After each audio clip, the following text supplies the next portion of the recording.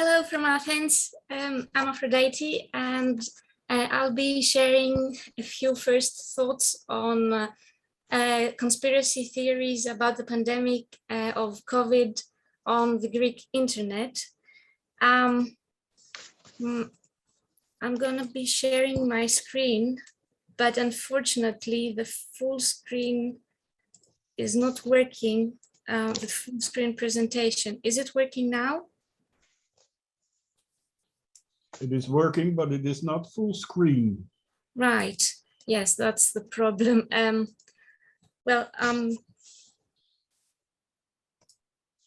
Just another attempt. No. So, there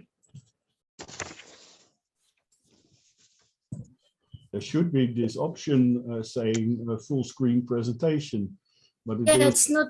Unfortunately, it's not working. So I must do it like this because I'm pressing the button, but it doesn't respond. So I'm so sorry for that. You will have to. But in the menu, there must be somewhere. Yeah, it's Greek, so I can't read If you can go down to the right side bottom, there is that first. Yeah. Okay, that's okay. It's pretty clear. Is it full screen now? It does not come full screen, but it's okay, I guess. Right. No, but it's okay. We can see it. Okay. Thank you. I'm so sorry. So if that's okay with you, I would like to start. So conspiracy theories arise whenever crises occur. The pandemic of COVID-19 is a global health crisis, creating many social and cultural issues difficult to be understood.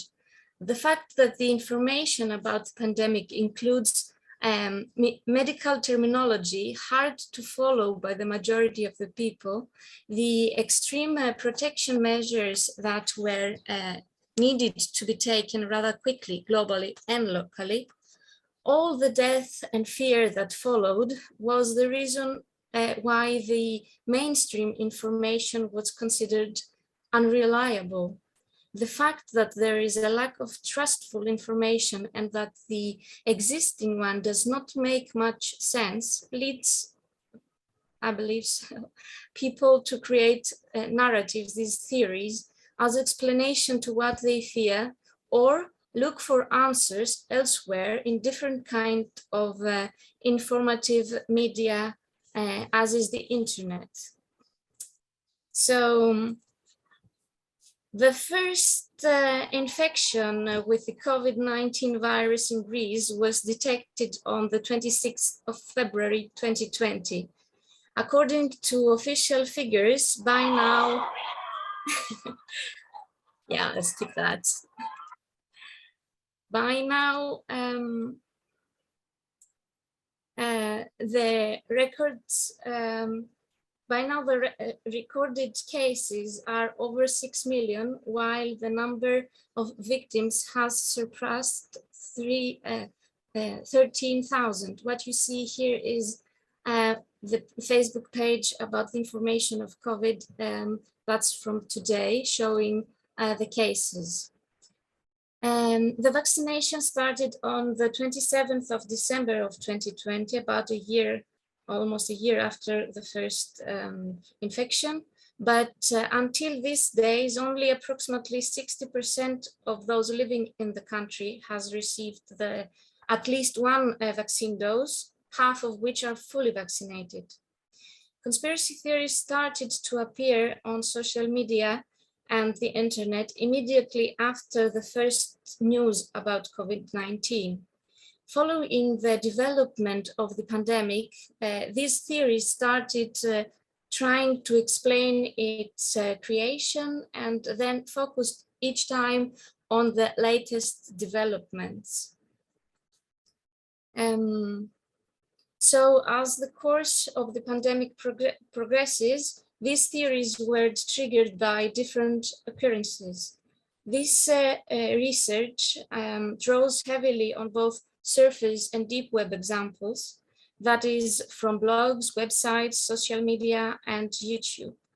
In the examples used that come from social media posts, names are erased, although most of the examples are posts turned into memes. So using the memes, the burden of exposing users by presenting their opinions is lifted in a way. We are going to speak, of course, about conspiracy theories, but first let's take a look into those memes. As a kind of multimedia digital popular lore, memes tend to emerge in online environments, criticizing or commenting on attitudes and behaviors, as well as current issues. These are some very familiar to you, I suppose, memes. At first, they were Photoshop pictures, images, photographs, and transferring their message through the power of image. But nowadays, it seems that the text prevails as the medium of the message. So most memes are in fact texts, sometimes framed by a relevant image, which is though not necessary. So, so it is common lately to make a meme by pasting a chat discussion that seems worth becoming a meme, or even a comment that someone, some internet user has posted somewhere online. In fact, sometimes the names and avatars of users are being erased or hidden, so no one gets stigmatized about his or her opinions, but nothing else gets censored. As you can see here, the first one is a tweet from a person. Nothing has been erased, only if you see here the smiley face, that's the signature of the Facebook group that turned his tweet into a meme. This one has, the two next examples have the personal data from the users erased, and there is another signature picture from another group that turned that one into a meme. And this one, the last one, is a conversation, a private conversation on Messenger among two users, which is posted just like that. Only the person's names are hidden, the pictures, sorry. So by turning this kind of posts into memes is the most straightforward way to show objections to the opinions presented on these chats and comments. This was the way I first came across conspiracy theories about the pandemic, through this kind of memes, while doing another research on memes about the pandemic with my professor Reka Kambura, which we presented last weekend on digital folklore meeting here in Greece. These kind of chats and posts that were turned into memes sometimes are being labeled by those who post them. For example, you see here the first one, that's the post of a woman very famous on social media for her edgy opinions, who is being called in the label on top here. She's been named the High Priestess of the Sex. This sex is short for ψεκασμένη, sprayed. That is the name that that is given from Greeks to those who believe in conspiracy theories. The next picture, the next meme, is a constructed image in which many conspiracy theories are combined. It is a plane that has a 5G antenna on it. Its pilot is an immigrant. It sprays the ingredients of HARP and those of the vaccine, of course, including the microchip, flying over flat Earth, and belonging to Bill Gates. It is a commonplace that narrative genres invoking belief in their context, as are urban legends, easily change function according to whether the narrator believes in their content or not. Thus, they turn easily into jokes. This is, I believe, yet another such example. Many of the examples I'm going to be showing you are, in fact, these memes. This is also a way to avoid exposing groups of private groups in social media when doing research in deep web. But what are these conspiracy theories about?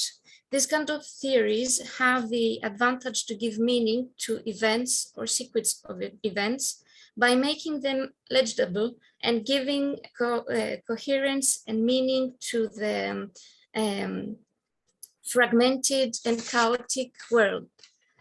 They achieve their goal because they are based on the assumption of the existence of gray spots and dark forces hidden behind events that extend even to a global scale. So coincidences cannot be random, but are taken as clues that reveal hidden connections and provide models of interpreting facts. That is such an example where, where the two last movies of the Avengers were considered as a warning from Hollywood to people about the coronavirus, because the main villain of those movies wants to extinguish half of the world's population. And that's exactly what most of the conspiracy theories about the virus are about. So those theories interpret such clues and offer compelling narratives that are compatible with the common sense and cognitive level of their supporters. So science, which is in fact a pseudoscientific approach, which is of course indistinguishable from most ordinary people, is also required as a means of proof and interprets conjectures as at the social, political, and medical level. So this is such an example. There is being with a scientific-like way explained how the mRNA spike turns people actually into zombies, and that's going to happen within 6 months. So conspiracy theories, as Tagiev points out, can be grouped into two scales. On the one hand, such limited or local scams are identified, and on the other, international conspiracies defined as large-scale conspiracies.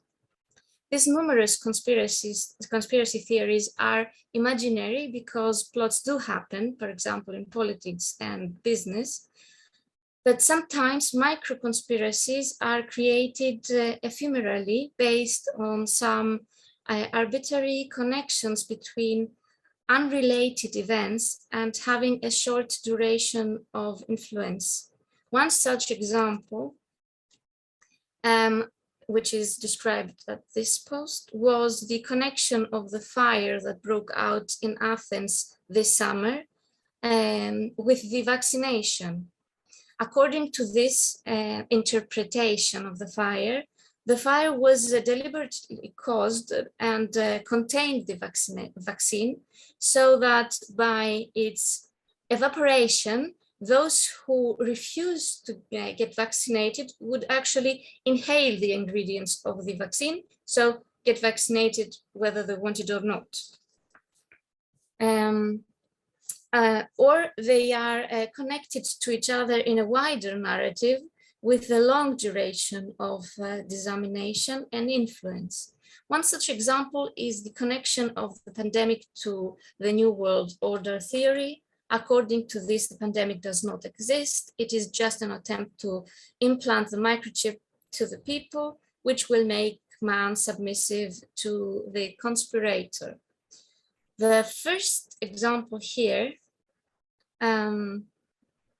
that refers to the large-scale uptake of the pandemic and the goal of reducing the world's population by the mastermind, of course, Bill Gates, who is generally considered a conspirator. And the other person here you see is the Greek brave insider of every conspiracy theory.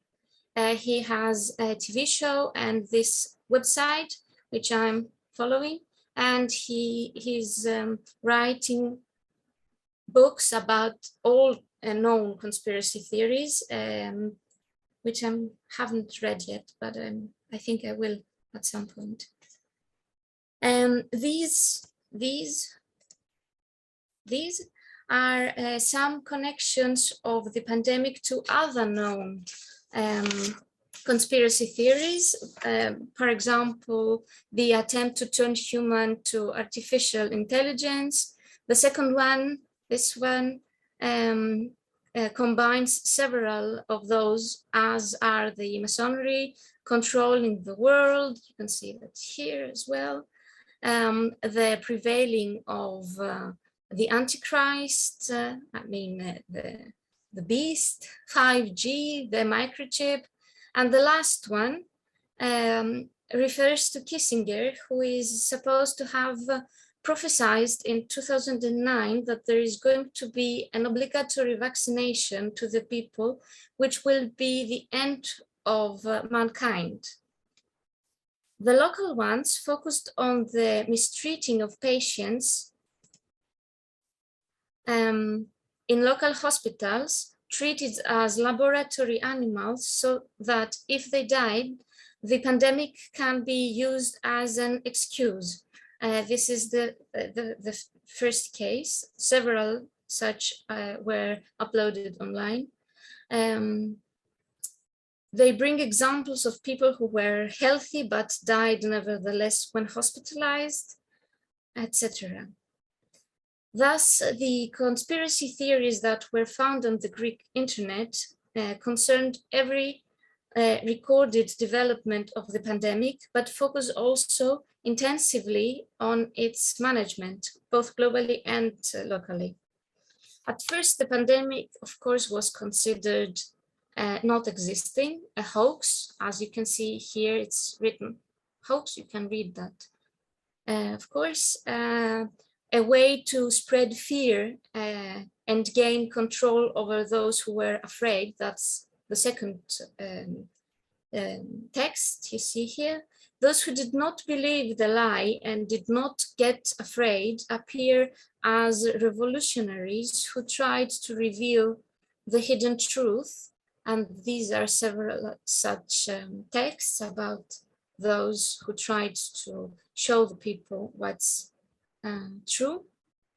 The next step was to accept the existence of the pandemic, which was considered human-made, a laboratory product, prepared to as a weapon against humanity as a means of population reduction. And these texts refer exactly to that thing, the popular reduction. While trying to cooperate with the idea of a pandemic spreading worldwide, the first state attempts for controlling it made their appearance. The first lockdown was imposed from the 13th of May till the 1st of June 2020. So the fears of being controlled acquired fertile ground. And this was a picture circulating a lot on the Greek web at that point, showing that those who are afraid are like sheep and they don't have an opinion for their own. So the next strike was the use of face masks. At first only in interior spaces, but then everywhere. Again, the use of the face masks arose a whole pseudoscientific reasoning that concerned the harmful consequence of its use. The user is supposed to be inhaling fumes, what causes fainting. The first picture is a research on the masks of children from their school, and they found on them germs growing. And the second one, that's a text that was posted from many Facebook users who were against wearing masks, and this is the text that explains why. It says, I'm not wearing the mask because first, I'm not ill. Masks reduce the oxygen you are taking. Germs are trapped around your nose and mouth area. There is no scientific proof that a healthy person should wear a mask. And of course, wearing a mask deprives freedom of speech. Several doctors expressed furiously their theories online, mainly about the use of face masks for children. That's a woman talking about that subject. She's not Greek, she's American, which gives her a bigger influence. And that's the way, of course, Facebook informs you that the video contains fake news. So the children were meanwhile returning to school June 2020 after a month of distance learning. And of course, there was this image with the boy in red t-shirt front of the Greek flag was a Facebook group made for all those parents who were opponents in wearing masks to their children. So it was a big deal at that time. Plus, we can see here the power of the image and its impact, seeing the children with the face masks or the boy playing with a teddy bear that is also wearing a mask. The infants here wearing masks is quite powerful and makes you feel it has an impact on you, thinking that they might be right. So several theories arose about the content of the mask as well, and many experiments proving there is something fearsome hidden inside them or on them were recorded and presented as facts. As you can see here, lots of proof has been uploaded. Several theories, right. The mask supposedly contains SIM cards giving signal of the location of the user, or there are tiny worm-like microchips on them meant to be inhaled by the user, which are revealed when put it over boiling water, which made them move. Inevitably, several such examples proving their existence were uploaded online as evidence. And these are some videos that from the Greek web I found about that. The next scientific way of managing the pandemic were the tests. These were, of course, also fought against with scientific-like argumentation. The collecting of sample from the nose was considered an excuse because the real reason for putting the cotton swab in people's nose is to reset their brain and make them obedient by pushing firmly or even breaking a spot located behind the sinusities. This spot is the epiphysis, which is a real endocrine gland, but with different function than the one supposed.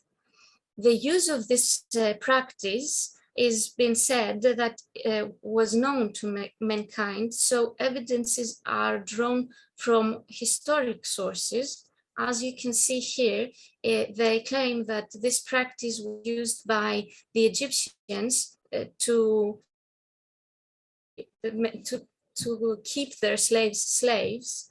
And this is here an illustration of how it works. Again, having a child being afraid or mistreated here makes you once again feel bad about that. But things changed radically when the vaccine appeared.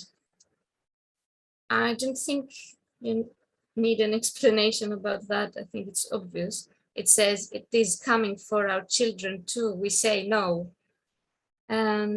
Even the start of the debate about creating a vaccine provoked all sorts of reaction.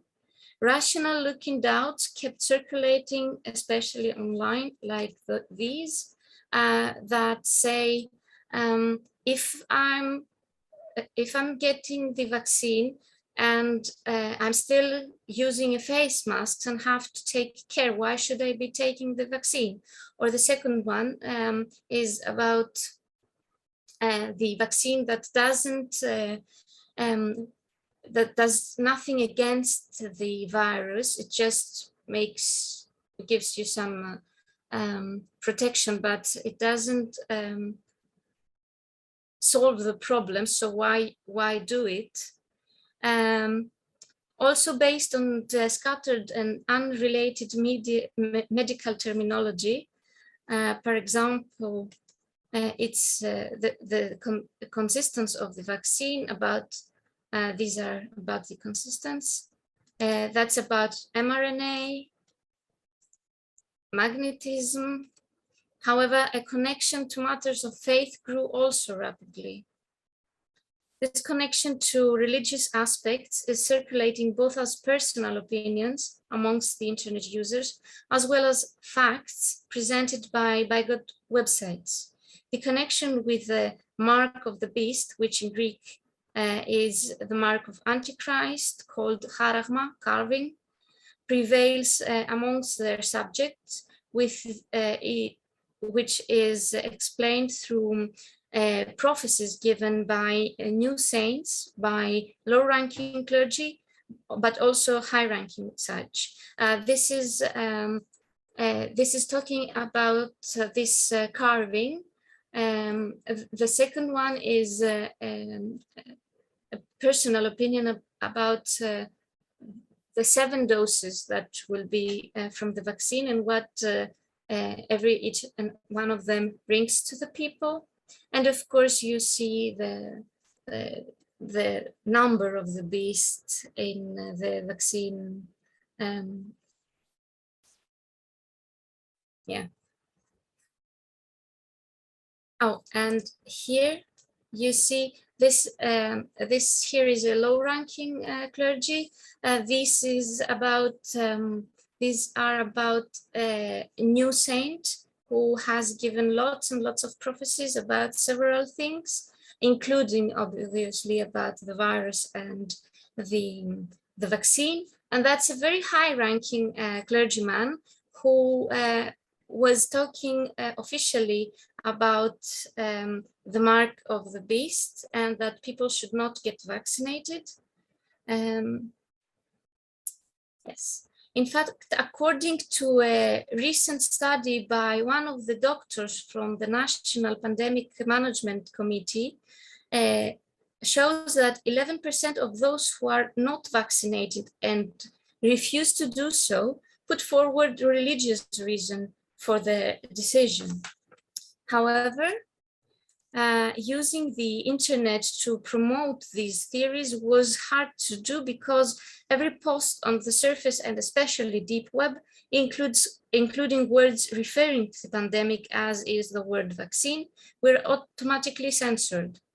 These led to the use of several symbols instead of letters within the word vaccine, and eventually to the use of another word the word graft, boli, instead.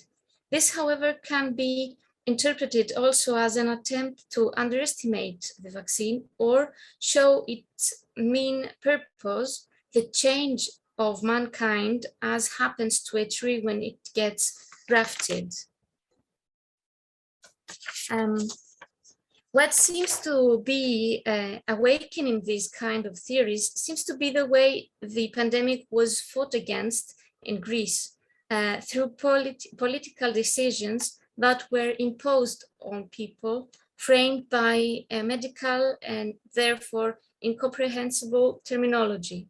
So people already feeling paragonized or not being listened to by their government seem to have found an easy way to express their frustration. They didn't fight against serious political decisions these government took, as are, for example, labor rights, because they feel powerless. So they break out in minor issues, reducing them as prior.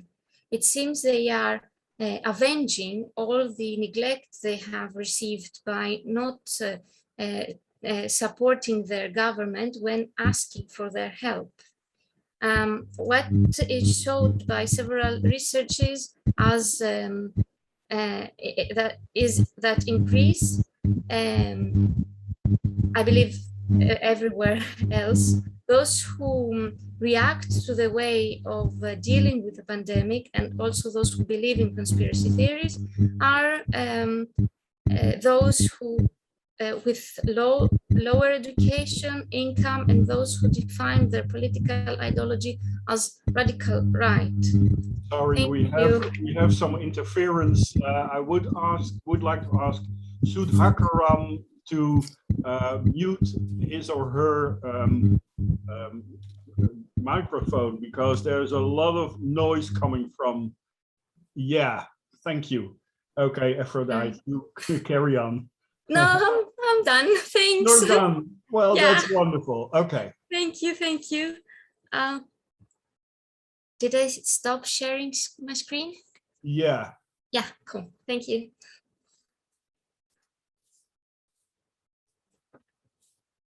Does any one of the moderators have a question or a remark? I do have one. Well, you were here yesterday, and actually, in your presentation, it reminded me of the fact that this movement is rather global. All these features that you presented were found in the Netherlands as well in some kind of way. So it's very recognizable, and the same goes without any doubt for America or Canada. So one of the questions would be, is there anything specific Greek about about the memes or the conspiracies? And let me, for instance, remind you of my presentation yesterday with the yellow stars of David. I'm not sure how uniquely Dutch they are. Did you see them in Greece? I did see them in the United States as well, on t-shirts with yellow stars of David and some kind of remark like, this is how you are treating us. Have you not learned from history anyway? But did you find this in Greece as well? No. I did not find it. The only special or whatever, I don't believe there is something unique in expressing those fears, because it is quite a globalized medium, the internet. And I suppose that this is influencing the information that is being carried out in the internet, communicated through the internet, and they get people get inspired by what they hear from elsewhere. Plus, the only special or weird thing is that thing about the carving, the of the mark of the beast, which is considered to come within the 7 doses of the vaccine shot. But I'm not sure how much Greek that was. But I don't think anything was so specially Greek. Maybe I should ask the question in general, especially to everyone attending from India. Is this very recognizable for you as well?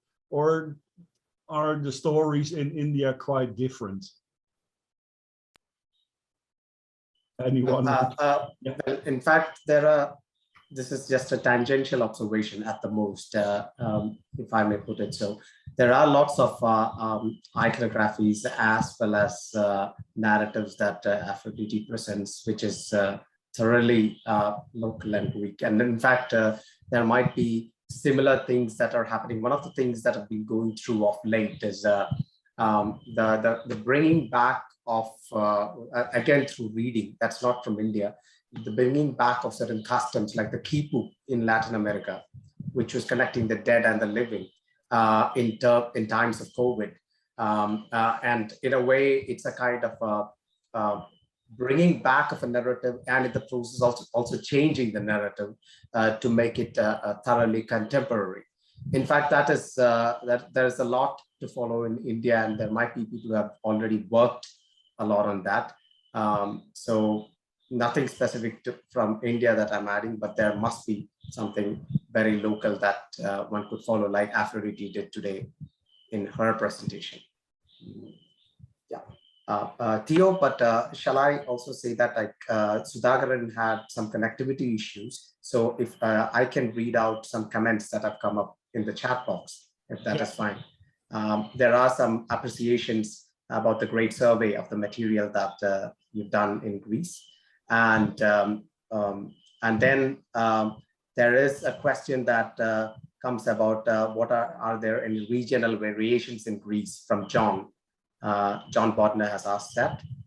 And then again, appreciations. And then, yes, there is a comment from Christine, which says in India, at least in the area I live, which is Christian majority, almost half of the population refuse vaccine on grounds of antichrist. Christine, maybe Theo, Christine could add that dimension from India if Christine could come online. Yeah, can you hear me? Yes. So in the place where I live, which is in Meghalaya, which is a place in northeastern India, almost half of the people are not willing to be vaccinated. And the main reason is they feel that somehow related with the mark of the beast, with the end of the world, and things like that. So whatever Aphrodite said just now in Greece is something so similar happening in our state as well. Whereas if we look at the rest of India, people do take the vaccine. In our state, we get it for free, but nobody is willing to take the vaccine. And those who are taking the vaccine are somehow stigmatized. So that's what's happening right now in our state. Thank you. Yeah, so that was there. And then no more comments as of now that I see, but if I may add a little bit to what Christine was saying, one thing which is noticeable is that wherever public health system has been a major commonsensical narrative, like Kerala, Southwest India, in which public health narratives have been in the making for a long time. The things that Christine mentioned are not much there. And there is a readiness not only towards vaccines, but also in general towards medication. There is an affinity towards, and public science movements have been immensely popular, especially in Kerala. Again, very local to Kerala, not probably to other states in India. So yeah, but no more comments I see, Theo.